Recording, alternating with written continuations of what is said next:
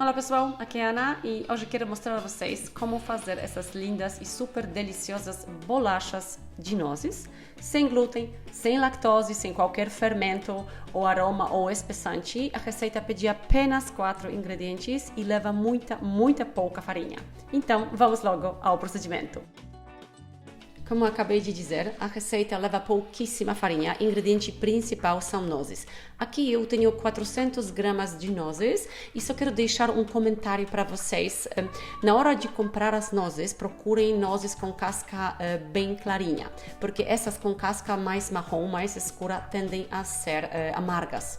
E com isso as bolachas perdem graça, porque podem ficar com um sabor residual amargo, que não é bom.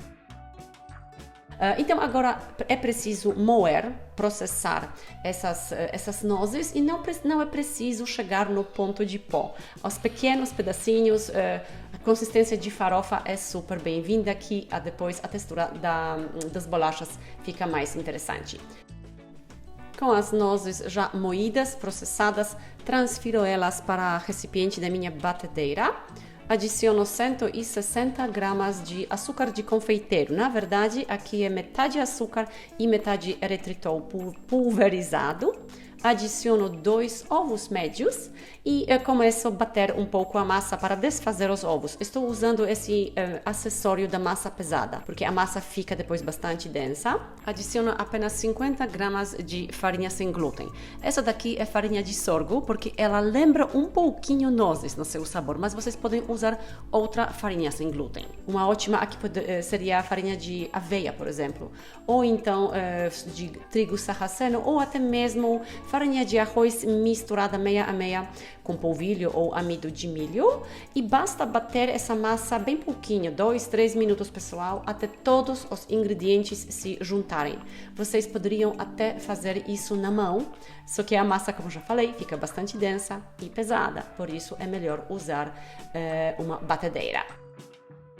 Em seguida, transfiro minha massa para a bancada polvilhada com farinha. Eu estou usando a farinha de sorgo, mas vocês podem usar outra farinha. De arroz é também perfeita para isso. Então agora junte a toda a massa, faça uma mais ou menos bola. Se a sua massa está muito pegajosa, muito mesmo, adicione um pouquinho de farinha, porque a umidade dentro dessa massa depende do tamanho dos ovos e também de quanto tempo você bateu a massa. Porque como são nozes, elas soltam gordura. E agora, como essa massa é bem pegajosa e bem pesada, eu acho mais fácil dividi-la ao meio e trabalhar por partes. Então, com algum rolo, que também é melhor de silicone ou de metal. O meu é de madeira, então toda hora é preciso enfarinhar. E também é preciso enfarinhar embaixo da massa, para que as bolachas não grudem depois de recortadas na superfície da sua bancada. Com o rolo, abre a sua massa na espessura que você quiser. Eu abro geralmente uns 6, talvez 7 milímetros. E vai recortando as suas bolachas. Eu vou começar com esse recorte de flor e no meio vou colocar uma gota de chocolate, mas você pode fazer elas sem qualquer decoração, como eu vou fazer em seguida, corações.